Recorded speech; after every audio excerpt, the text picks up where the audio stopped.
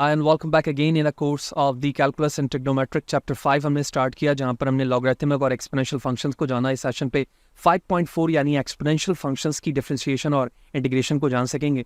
तो लिहाजा video further continue रखने से पहले बताते चलूँ कि प्रीवियसली तमाम वीडियोस बड़ी इंपॉर्टेंट है चैप्टर 5 में स्पेशली, जहां पर हमने एक्सपोनेंशियल लॉगरिथमिक फंक्शंस को in a form of visualization, graph, inverse form पर देखा। ठीक है, इसी तरह से रियल लाइफ में उसकी क्या यूजेज है वो सारी चीज़ें हमने जानी है।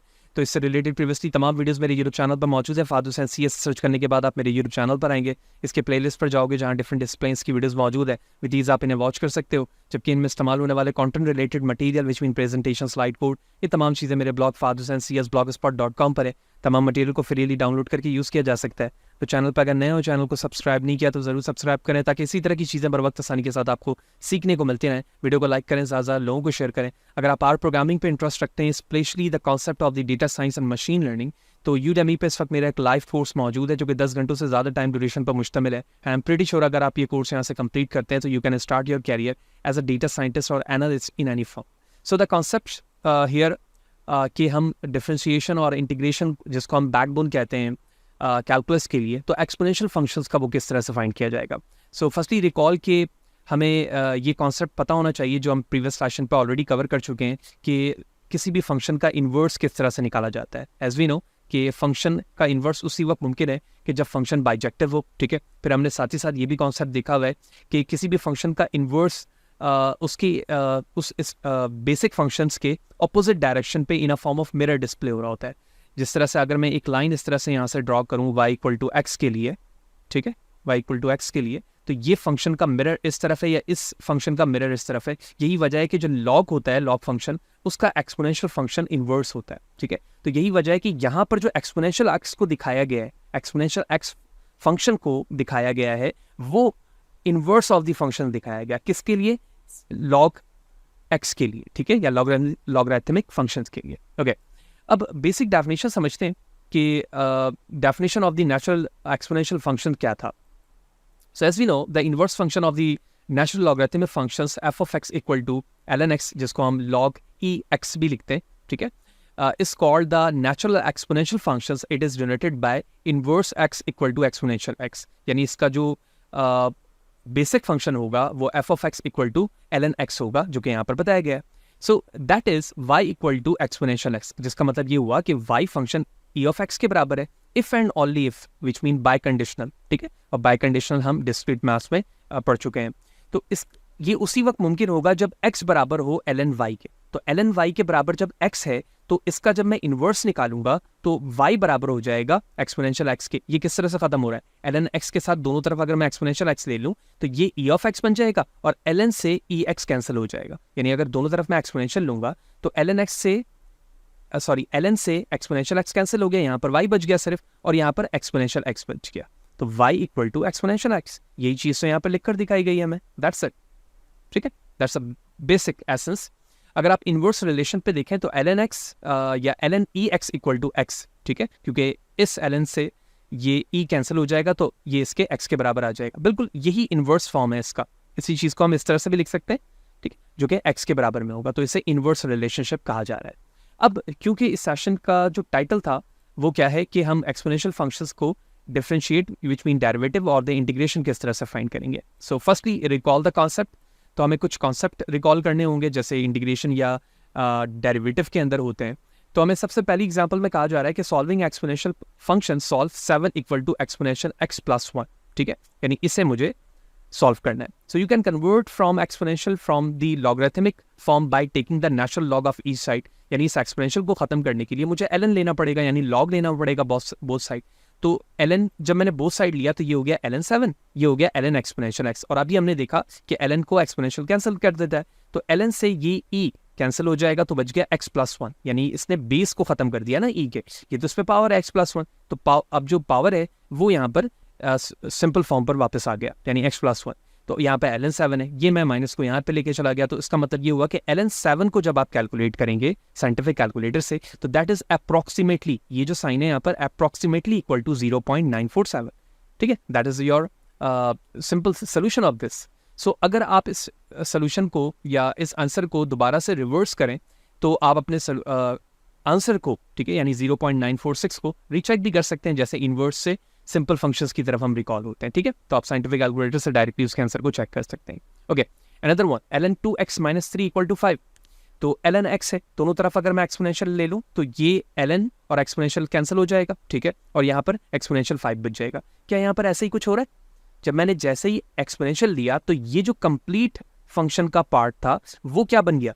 पावर बन गया e के लिए, देखो। और जब ये पावर बन गया तो e से ln कैंसिल हो गया। अब जो पावर यहाँ पर मौजूद है 2x - 3 वो एक सिंपल फॉर्म पर आ गई, ठीक है। x को सेपरेट करेंगे, x को सेपरेट करने के बाद एक्सपोनेंशियल 7 अगर आप साइंटिफिक कैलकुलेटर से कैलकुलेट करो और उसके बाद सिंप्लीफाई करो 1/3 प्लस 1/2 प्लस 3 को, तो x = 75.707, that is approximately. So you can use the calculator to find this value. Very simple, ठीक है। Similarly, the operation with the exponential function, जिस तरह से बेसिक लॉगरिथमिक फंक्शंस के अंदर कुछ रूल्स होते हैं, इसी तरह से एक्सपोनेंशियल के अंदर भी कुछ रूल है कि अगर हमें दो एक्सपोनेंशियल की वैल्यूज इस तरह से मल्टीप्लाई होते हुए दिखेगी तो हम इसे बेस सेम करके पावर को ऐड कर सकते हैं, जिस तरह नॉर्मली अलजेब्रिक इक्वेशंस में होता है, ठीक है। अगर a exponential a divide by exponential b है तो मैं a माइनस b कर सकता हूं, क्योंकि ये एक्सपोनेंशियल b जब ऊपर की तरफ आएगा तो नेगेटिव वैल्यूज के साथ आ जाएगा, बेस सेम है तो मैं a माइनस b लिख सकता हूं एक्सपोनेंशियल की power. Very simple rule, okay. हम इसे प्रूफ वैसे देख सकते हैं, वैसे इस प्रूफ की इतनी जरूरत नहीं है, हम डायरेक्ट अब चलते हैं कुछ प्रॉपर्टीज की तरफ, ठीक है। प्रॉपर्टीज क्या कहती है, ग्राफ को भी समझेंगे। The domain of the function exponential x is negative infinity two plus infinity and the range is 0 infinity. That's a very important thing, ठीक है। डोमेन का मतलब ये होता है वो तमाम वैल्यूज जो फंक्शंस पे अप्लाई की जा सकती हैं, यानी तमाम नेगेटिव वैल्यूज, तमाम पॉजिटिव वैल्यूज, पूरी रेंज इसमें मौजूद है। जबकि जो रेंज है, रेंज का मतलब होता है को डोमेन के अंदर मौजूद वो वैल्यूज जो एंटरटेन हो रही हो। यानी फॉर एग्जांपल मैं इस तरह से वैल्यूज बनाता हूँ, ठीक है, यानी यहाँ पर 1 2 3 4 5 इस तरह वैल्यूज लिखी हुई हैं और यहाँ पर कुछ इसके रिजल्ट आ रहे हैं 5 9 8 3। तो इसको जब मैप किया गया ना यूं, तो ये 3 मैप हुए, बल्कि 3 मैप हुए लेकिन 3 मैप नहीं हुआ। तो इस वक्त ये जो 3 वैल्यूज हैं वो रेंज कहलाएंगी, ठीक है। और ये जो कंप्लीट वैल्यूज है 5 9 8 3 इंक्लूडिंग 3, ये कंप्लीट वैल्यूज जो है वो को डोमेन को रिप्रेजेंट करती हैं, ठीक है। रिमेंबर, ये चीजें हम डिस्क्रीट मैथ्स में देख चुके हैं, तो एक एक वीडियोस पे मैं चीजों को रिकॉल भी करवा रहा होता हूँ कि आई एम प्रीटी श्योर कि आप जब वो प्रीरेक्विजिट देखकर आ रहे होंगे तो हर चीजों को समझना आपके लिए आसान रहेगा, ठीक है। The next concept, the function exponential x is continuous, which mean इस पे कंटिन्यूटी मौजूद है, कहीं पे भी डिसकंटिन्यूटी नहीं है, इंक्रीज हो रही होती है इसकी वैल्यूज, ठीक है। And 1 to 1 it's entire domain, यानी 1 to 1 रिलेशनशिप होता है, हर एक वैल्यूज x के लिए सेकंड y वैल्यूज होती है, सेकंड x के लिए सेकंड y वैल्यूज होती है, ठीक है, अलग अलग वैल्यूज होती है कंप्लीट डोमेन में, यानी इस पूरे कंप्लीट डोमेन के। The graph of the function is concave upward on it entire domain. Upward का मतलब ये होता है कि ऊपर की तरफ जो है उसकी कॉन्केव है, ठीक है। कॉन्केव का मतलब ये होता है कि इस तरह से हम बनाते थे ना ये डेरिवेटिव के अंदर, इस तरह से कॉन्केव अप होता था, कॉन्केव डाउन होता था, ठीक। तो वो भी चीज़ें हमने देखी हुई हैं प्रीवियस सेशंस पे। अगर आप तरतीब से तमाम वीडियोस को देख रहे होंगे तो आई एम प्रीटी श्योर ये कॉन्सेप्ट समझना आपके लिए मुश्किल नहीं होगा, ठीक है। तो हमेशा इसमें कॉन्केव अप होता है पूरे डोमेन में। 4 कहता है कि एक्सपोनेंशियल x पर अगर मैं लिमिट अप्लाई करूं नेगेटिव इन्फिनिटी तो that's is equal to 0। Also अगर मैं प्लस इन्फिनिटी अप्लाई करता हूं तो ये इन्फिनिटी के ही बराबर होगा, यानी इन्फिनिटी बराबर है इन्फिनिटी के लिमिट के फॉर्म पर, लेकिन नेगेटिव इन्फिनिटी 0 के बराबर है। अब ये जो कुछ प्रॉपर्टीज हमने देखी, अगर आप इस फंक्शन इमेज को देखो, the natural exponential function is increasing and it graph is concave up, जैसे हमने यहाँ पर हमने प्रॉपर्टी नंबर 3 पे देखा था। इंक्रीजिंग का मतलब है यहाँ से वैल्यूज देखो, बल्कि यहीं से देखो तो हम इंक्रीजिंग है फंक्शन, इस तरह से वैल्यूज ऊपर की तरफ जा रही है, इंक्रीज हो रही है, कंटिन्यू है, कहीं पे भी डिसकंटिन्यू नहीं है। और कॉन्केव अप का मतलब ऊपर की तरफ कॉन्केव बन रहा है ना भाई, यूं बन रहा है ना कॉन्केव, ठीक है। इस तरह से अगर आप देखो तो ये कंप्लीट यूं कॉन्केव बन रहा है, ठीक है। ये कुछ वैल्यूज है, ठीक है, एक्स एंड वाई की वैल्यूज पर 0 1 y equal to exponential x main function है, और इस तरह से जैसे जैसे हम ऊपर जाते रहेंगे एक्सपोनेंशियल एक्स की रिस्पेक्ट से वाई की वैल्यूज हमें मिलती रहेगी, ठीक है। And the important thing, the derivative of the exponential functions. Okay.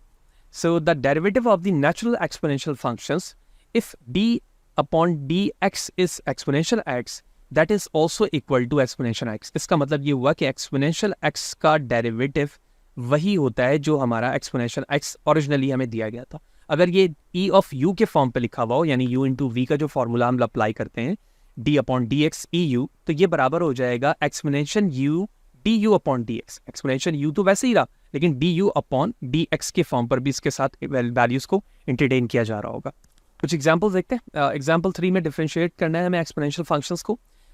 E to power 2x-1, ठीक है, एक्सपोनेंशियल है। तो अभी हमने देखा कि एक तरीका तो ये है कि अगर सिंपल एक्सपोनेंशियल x है तो हम इसको जब डेरिवेट कर रहे होंगे तो एक्सपोनेंशियल x ही आएगा। और दूसरा हमने देखा था e टू u, इसका मतलब ये हुआ कि किसी कंप्लीट वैल्यूज को आप u में कन्वर्ट कर रहे हैं। अगर आप यहाँ देखो तो 2x-1 है, क्या मैं 2x-1 को u से रिप्रेजेंट कर सकता हूँ? जी बिल्कुल। तो मैंने लिखा eu du अपॉन dx। तो du अपॉन dx यानी u के फंक्शन को x के रिस्पेक्ट से मुझे डिफरेंशिएट करना है। अच्छा, अब यहाँ पर x के साथ 2 मौजूद है, तो x के साथ जब 2 मौजूद है तो ये 2 पहले आ जाएगा, ठीक है, ये 2 पहले आ जाएगा, जबकि 2x-1 वैसे ही रहेगा क्योंकि u बराबर है 2x-1 के। यानी इसको आप सिंपली ये समझो कि e टू पावर 2x-1 था, तो ये x-1 क्योंकि ये 2x है और 2x का जब मैं डिफरेंशिएट करता हूँ सिंपल 2x को तो किसके बराबर होता है? 2 के, ठीक है। तो वो 2 मेरे पहले आ गया। अगर यहाँ पे स्क्वायर होता इसकी जगह पर तो क्या आता? ठीक है, 2x आ जाता, ठीक है। खैर वो चीज़ें हम आगे जाएंगे तो उसको भी देखेंगे, that's a very simple thing. अब नेक्स्ट है e to power -3 upon x, ठीक है। अब मैं क्या इस वैल्यूज को u ले सकता हूँ? जी बिल्कुल ले सकते हैं। चले ठीक है, u ले लिया। अब इस फंक्शन को x के रिस्पेक्ट से डिफरेंशिएट करना है। अच्छा जी, -3, ठीक है, -3 अपॉन x, तो -3 अपॉन x है, तो अगर मैं इस वैल्यूज को देखो तो -3 अपॉन x है, तो -3 का अपॉन x के लिए ये 3 पहले आ गया, ठीक है। और अब अगर आप पावर देखो तो ये x ऊपर की तरफ है ना, ठीक है, यानी आप यहाँ पर अगर इस चीज़ को अंडरस्टैंड करो और यू कैन से दैट कि सिंपली एक चेन रूल अप्लाई किया गया है, जैसे कि u du अपॉन dx के लिए था, तो एक्सपोनेंशियल -3 अपॉन x है, और अगर मैं 3 को सेपरेट कर लूँ तो ये -1 अपॉन x होगा, x की वैल्यू ऊपर आएगी तो नेगेटिव के साथ होगी। जब मैं इस नेगेटिव x के लिए डेरिवेटिव अप्लाई करूंगा तो ये -2 हो जाएगा, और इस -2 को नीचे की तरफ लाऊंगा तो +2 हो जाएगा। तो यही वजह है कि 3 एक्सपोनेंशियल -3 अपॉन x तो है लेकिन डिवाइड बाय x स्क्वायर हो गया, and that will be the solution in a form of the derivative of this original function of the exponential -3 upon x to 2 power, right? Okay. अब इसी तरह से हम एक्सपोनेंशियल के ज़रिए से अपने फंक्शंस की एक्सट्रीम वैल्यूज़ भी मालूम कर सकते हैं, यानी मिनिमम या मिनिमा भी मालूम कर सकते हैं। कैसे? हमें फंक्शन दिया हुआ है x एक्सपोनेंशियल x, यानी x multiply by exponential to power x, okay. अगर आप बगौर देखें तो यहाँ पर भी प्रोडक्ट रूल के ज़रिए से इसको डेरिवेट किया जा सकता है, ठीक है। The derivative of this function, सबसे पहले मैंने x ऐसे ही रहने दिया, एक्सपोनेंशियल x का डेरिवेटिव निकाला। हम जानते हैं कि एक्सपोनेंशियल x का डेरिवेटिव एक्सपोनेंशियल x ही होता है, ओके। फिर प्लस के बाद x का डेरिवेटिव 1, एक्सपोनेंशियल x वैसे ही रहा। अब जब हम इसमें से एक्सपोनेंशियल x को कॉमन लेंगे तो ये बराबर हो जाएगा x + 1। So here it is your first derivative of this function, ठीक है, because exponential x is never 0, so the derivative is 0 only when x equal to -1, ठीक है। उसी वक्त ये वैल्यूज 0 के बराबर हो सकता है जब x की वैल्यूज -1 हो जाए, तो -1 और +1 0 हो जाएगा, 0 से एक्सपोनेंशियल x मल्टीप्लाई होगा तो वो 0 हो जाएगा, ठीक है। अब इसी चीज़ को अगर आप ओरिजिनली फंक्शंस पे देखो तो इस फंक्शंस को जब प्लॉट किया गया है तो ये ओरिजिनल वैल्यू है, ठीक है, ये नेगेटिव डायरेक्शन पे थर्ड क्वाड्रेंट पे वैल्यूज है, और ये फर्स्ट क्वाड्रेंट की तरफ इंक्रीजिंग वैल्यूज इस तरह से जा रही है।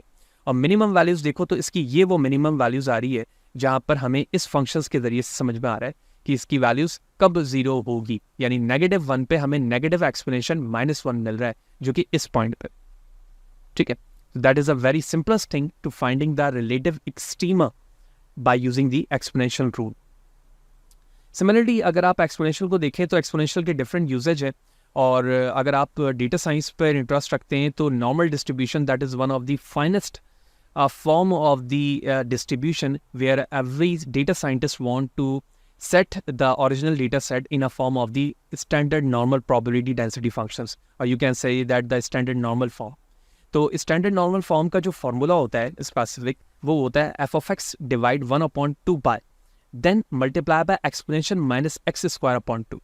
So here it is a usage of the exponential function in a standard normal probability density function, ठीक है। स्टैटिस्टिक्स में हमने इसको डिस्कस किया हुआ है, उसकी भी प्लेलिस्ट मेरे पास मौजूद है, सारी चीज़ें वहाँ पर पॉइंट टू पॉइंट डिस्कस की गई है, ठीक है। So has the point of inflection when x equal to +1 and -1, यानी +1 एंड -1 ऐसा पॉइंट है जहाँ पर पॉइंट ऑफ इन्फ्लेक्शन मिल रहा है। और अगर आप इस पॉइंट ऑफ इन्फ्लेक्शन को देखें तो इस तरह से अगर मैं एक स्ट्रेट लाइन बनाता हूँ तो ये इसी लाइन पर दोनों को एक दूसरे पे कट कर रहा है, ठीक है। पॉइंट ऑफ इन्फ्लेक्शन क्या होता है, ये सारी चीज़ें हम डिस्कस किया हुआ हमने डेरिवेटिव के कॉन्सेप्ट पे। जब इसे सॉल्व किया जाता है इस ओरिजिनल फंक्शन को, ठीक है, to locate possible point of the inflection find the x values for which the second derivative is zero, यानी वो एक्स की कौन सी वैल्यूज होगी जिसमें डेरिवेटिव जीरो आ जाए। तो ये ओरिजिनल फंक्शन है। हमने ओरिजिनल फंक्शंस को जब डेरिवेट किया तो बिल्कुल सेम एग्जांपल जो अभी हमने प्रीवियस पेज पे देखा है, देखो वही एग्जांपल है यहाँ पर, बस माइनस एक्स की जगह एक्स स्क्वायर है। सेम लॉजिक के साथ हमने इसको डेरिवेट किया, u into v, product form यहाँ पर अप्लाई हुआ, प्रोडक्ट फॉर्म अप्लाई करने के बाद ये हमारा सेकंड डेरिवेटिव आ गया। ठीक, इस सेकंड डेरिवेटिव को जीरो लेकर जब हमने सॉल्व करना शुरू करेंगे तो x की वैल्यू +1 -1 हमें मिलेगी and you can apply the technique of chapter 3, ठीक है, जो कि हम ऑलरेडी जान चुके हैं। Conclude that this value yield of 2 point of the inflection showed in a figure 5.2, यानी जब आप सेकंड डेरिवेटिव को जीरो लेकर सॉल्व करना शुरू करते हैं तो इस मेथड से जो x आपको मिलता है, x की दो वैल्यूज मिलेगी +1 एंड -1, यही वो पॉइंट ऑफ इन्फ्लेक्शन होगा जिसको आप ओरिजिनल फंक्शन पे जब पुट करेंगे तो आपको वो x की वैल्यूज मिल जाएगी फंक्शन की जिस पे पॉइंट ऑफ इन्फ्लेक्शन हो रहा होगा, यानी ये दो वैल्यूज आपको यहाँ पर मिल रही होंगी। ठीक है, hope you understand the concept of the point of inflection with respect to the exponential functions standard normal form. Okay, इसी तरह यूजेज के रिस्पेक्ट से अगर हम देखें तो एक और एग्जाम्पल हमारे पास है शेयर्स ट्रेडेड। ठीक है, ये क्या चीज़ है, एक प्रॉब्लम है ट्रेडेड से रिलेटेड जिसमें एक्सपोनेंशियल की यूजेज को दिखाया जा रहा है। वैसे हमने सेपरेटली एक वीडियो पे कवर की हुई है कि एक्सपोनेंशियल की ग्रोथ फंक्शन से क्या मुराद है। ठीक है, होपफुली वो आपने वीडियो देखी हुई होगी।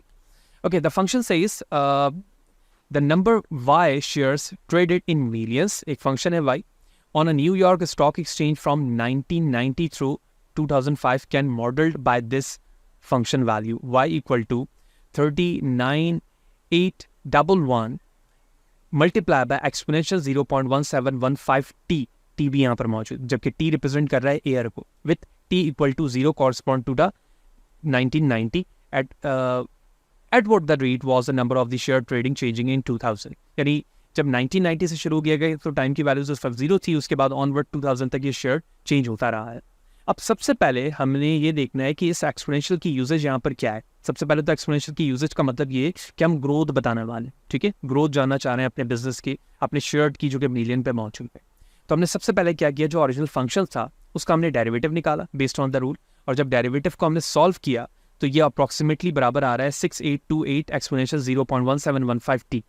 Bye evaluating the derivative t equal to 10, यानी t की वैल्यू 10 के लिए जब हम इवैल्यूएट करते हैं to conclude that the rate of the change is 2000 was about this values shared per year। इस रिस्पेक्ट से जब t की वैल्यू 10 रखी जा रही है अकॉर्डिंग टू दिस वैल्यूज, ठीक है, तो हमें इसकी वैल्यूज के शेयर्ड में जो ग्रोथ नजर आ रही है वो 37,941 मिलियन शेयर्स की दिख रही है। ठीक है, अगर आप 5.23 डायग्राम को देखें इसको, तो यहाँ पर इसी एक्सपोनेंशियल की वजह से ये ईयर ऑफ ग्रोथ दिखाया जा रहा है, और ये वो t की वैल्यूज है, ये वो वैल्यूज़ है जो हमें 1990 से 2005 के दरमियान की शेयर्ड वैल्यूज़ बता रही है। अगर आप डेसिमल पॉइंट से भी यहाँ पर देखें तो ये 0 से ऑनवर्ड 1990 तक की है। तो टी की वैल्यूज़ के बिहाफ पर आप जो ईयर सेट करना चाहते हैं उससे आप ग्रोथ हासिल कर सकते हैं, जैसे हमने यहाँ पर देखा। इसका मतलब ये हो गया that is a proper usage of the e exponential और द यूलर नंबर। ठीक है, तो यूलर नंबर क्या है, ये सारी चीज़ें हमने स्टेप बाय स्टेप देखी हुई हैं। ठीक है, so next concept is the integration of the exponential functions. Is a very basic thing. हम इंटीग्रेशन के बेसिक रूल्स को जान चुके हैं, हमें सिर्फ एक्सपोनेंशियल के रूल को रिकॉल करना है। सबसे पहले अगर एक्सपोनेंशियल फंक्शन को इंटीग्रेट किया जाए तो वो वापस ही एक्सपोनेंशियल ही एक्स मिलता है हमें, जिस तरह से डेरिवेटिव में मिल रहा था, और प्लस सी कांस्टेंट के फॉर्म पर ऐड होता है। अगर आप प्रोडक्ट फॉर्म पे या ई टू पावर यू के फॉर्म पे भी इससे सॉल्व करेंगे तो ई टू पावर यू पे भी आपको ई टू पावर यू प्लस सी ही मिल रहा होगा। तो अगर हम पहले एग्जाम्पल 7 को देखें यहाँ पर इंटीग्रेशन के बिहाफ पर, तो एक्सपोनेंशियल टू पावर 3x + 1 है। अगर मैं इसको u में लूँ तो ये बराबर हो जाएगा e टू u du। ठीक है, क्योंकि इस पे 3p है तो देन du बराबर हो जाएगा 3x। ठीक है, यानी अगर मैं du को इससे सेपरेट कर रहा हूँ तो ये बराबर हो जाएगा 3x के। तो बिहाफ ऑफ दिस अब जो हमारा ओरिजिनल फंक्शन हुआ वो बराबर हो गया 1/3 exponential integration exponential 3x + 1 3dx। ठीक है, तो ये du की वैल्यू जो फाइंड की गई है वो इस फंक्शन के जरिए से की गई है। ठीक, तो ओरिजिनली u ये रहा और du की वैल्यूज ये रही। So without using any other assumption हमने सबसे पहले फंक्शंस को मल्टीप्लाई एंड डिवाइड किया 3 से। ठीक है, मल्टीप्लाई एंड डिवाइड इसलिए 3 से कर रहे हैं ताकि वैल्यूज़ को सॉल्व करना हमारे लिए आसान रहे। तो जब मैंने 3 से मल्टीप्लाई किया तो सबसे पहले एक्सपोनेंशियल 3x + 1 ये तो बराबर हो गया u के, और अभी हमने देखा कि 3dx बराबर होता है du के।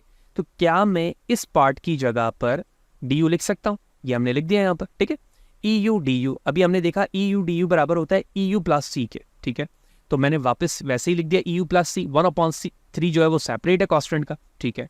अब हम इसे ओपन कर लेंगे यू को, तो यू की जगह लिख दिया मैंने 3x + 1 divide by 3 and plus 3 plus c, which mean this is the integration solution of the initial function exponential 3x + 1. Hope you understand. That's a very basic thing. The next one, 5x exponential minus x square. तो सबसे पहले अगर मैं इस part को u के बराबर ले लूँ, ठीक है, तो इसके जरिए से मैं du को सेपरेट कर सकता हूँ, तो du बराबर हो जाएगा -2x dx के, ठीक है। तो u बराबर हो गया एक्स स्क्वायर के, ठीक है। अगर मैं यहीं से कन्वर्ट करना शुरू करूँ तो ये हो गया du, और इसको जब मैं डेरिवेट करूँगा तो ये माइनस का 2x आ जाएगा। यही चीज़ यहाँ पर मौजूद है, ठीक है। जब ये चीज़ आ गई तो इसके लिए मैं dx को भी सेपरेट कर सकता हूँ, यानी x dx को सेपरेट करके मैं कह सकता हूँ कि ये बराबर है -du/2। भाई इसकी ज़रूरत पड़ सकती है इंटीग्रेट करते हुए, कैसे देखो, ओरिजिनल फंक्शंस को मैंने लिखा यहाँ पर 5 एक्सपोनेंशियल माइनस एक्स स्क्वायर, और इस x को इस dx के साथ लिख दिया। तो इस x dx की जगह पर मैं ये लिख सकता हूँ भाई, लिख दिया भाई, ठीक है, और इसे u में कन्वर्ट कर दिया, राइट, ओके। अब इसमें 5 और 2 दोनों कांस्टेंट है, नेगेटिव साइन को भी बाहर ले गया, ये कांस्टेंट पार्ट आ गया। eu du का इंटीग्रेशन क्या होगा, eu प्लस c, यही चीज़ लिख दी, 5/2 के साथ उससे मल्टीप्लाई कर रहा था, वैल्यूज लिखी, माइनस इस u की जगह पर इसे ओपन करके बैक सब्स्टिट्यूशन किया, फंक्शन रिटर्न हो गया, and that is the solution of this original function. Very simple, ठीक है। सेम रूल्स को हम अप्लाई कर रहे हैं और अपने फंक्शंस को इंटीग्रेट करते जा रहे हैं जो कि एक्सपोनेंशियल पे मौजूद है। अब इंटीग्रेशन जब हम कर रहे होते हैं एक्सपोनेंशियल फंक्शंस का, तो उसमें कुछ हमें बेसिक रूल्स याद रखने होते हैं कि वो ट्रिग्नोमेट्रिक फंक्शंस पे भी आ सकते हैं, ठीक है। और इसी तरह से अगर एक्सपोनेंशियल एक्स डिवाइड के साथ किसी कांस्टेंट वैल्यूज या वेरिएबल को क्वेश्चन के फॉर्म पे रखता है, तो उसे हम किस तरह से सॉल्व कर रहे होते हैं। ठीक है, अगर एक्सपोनेंशियल 1/x एक वैल्यूज है, तो ये एक्सपोनेंशियल की, और इसी को डिवाइड किया जा रहा है एक्स स्क्वायर से, एंड डी एक्स के साथ उसको इंटीग्रेट करना है। अब मैं इस पार्ट को एक्सपोनेंशियल 1/x को मैं कह रहा हूं कि ये eu के बराबर है, कह सकते हैं ना भाई रूल के मुताबिक इसको, ठीक है, इंटीग्रेशन का, जबकि एक्स स्क्वायर जो है वो एक सेपरेटली पार्ट है फंक्शन का। तो अगर मैं इस सेपरेटली पार्ट को, ठीक है, बाहर सेपरेट कर दूं तो ये 1/x स्क्वायर हो जाएगा, ठीक है। अब 1/x स्क्वायर को dx के साथ मैंने कॉमन ले लिया, और इस कॉमन लेने का मतलब ये कि सेपरेट करके मैंने कहा कि ये जो पार्ट है वो du के बराबर हो गया, और ये जो पार्ट है वो eu के बराबर हो गया, ठीक है। अब मैंने माइनस बाहर भी और अंदर के तरफ दोनों तरफ ले लिया, यानी माइनस से मल्टीप्लाई और डिवाइड कर दिया है, तो यही वजह है कि ये वैल्यूज इस तरह से आ रही है। अब एक्सपोनेंशियल x वैसे ही रहा, 1/x स्क्वायर, ठीक है, 1/x स्क्वायर यहाँ जो मौजूद था उस चीज़ को हम यहाँ पर u से रिप्रेजेंट कर रहे हैं, u = 1/, ठीक है, 1/x। तो इस तरह से जब हम इसे divide and using the product rule, u × v rule solve करेंगे, तो ये बराबर हो जाएगा एक्सपोनेंशियल 1/x + c, क्योंकि ये कांस्टेंट का पार्ट बन गया और असल ये एक्सपोनेंशियल x है। That will be the solution. Same for the trigonometric functions. Trigonometric functions पे हमने ये जो पार्ट था इसमें मैंने eu ले लिया, ठीक है। अब -sin x dx, ठीक है, -sin x dx को सेपरेट करके du के बराबर कर दिया, क्योंकि u बराबर होता है cos x के, ठीक है। सॉल्व करेंगे, सॉल्व करने के बाद minus exponential cos x + c will be the solution of this one, right. थोड़ा सा ट्रिकी है, कॉन्सेप्शनल हमें स्टेप्स को यूज़ करना है। आप अपने नोटबुक पे इसको सॉल्व करेंगे, कॉन्सेप्शनल चीज़ें आपको ज़रूर समझ में आएंगी, ठीक है। And the last thing here, area bounded by the exponential function. 3 question दिए गए हैं upper limit and lower limit के साथ, ठीक है। डेफिनाइट इंटीग्रल है जिसमें अपर लिमिट और लोअर की वैल्यूज होती है। वेरी सिंपल, बिल्कुल वही रूल है जो इंटीग्रेशन के होते हैं। एक्सपोनेंशियल को सॉल्व करेंगे, अपर लोअर लिमिट अप्लाई करेंगे, and that will be the approximation values, right, okay. इसी तरह से exponential x divide by 1/x, ठीक है, ln लिखकर मैं एक्सपोनेंशियल को खत्म कर सकता हूँ, अपर लोअर लिमिट अप्लाई की, and that will be the solution, ठीक है। इसी को फिगर में भी दिखाया जा रहा है जो भी हम नीचे देखेंगे। c exponential x cos x exponential x, ठीक है, इसे डेरिवेट किया गया, इंटीग्रेट किया गया, अपर लोअर लिमिट अप्लाई की गया, and that will be the solution.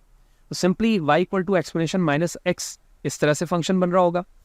ये जो सेकंड फंक्शन दिया गया है ये कुछ यूँ बन रहा होगा, और जो थर्ड फंक्शन दिया गया है वो इस तरह से इसकी ग्रोथ दिखाई जा रही है, ठीक है। तो फंक्शंस किसी भी फॉर्म पर एक्सप्लेनेशन आ सकता है, बेस्ड ऑन द रूल हम उससे सॉल्व करेंगे, and that will be the final solution of it. So that's all about this session 5.4।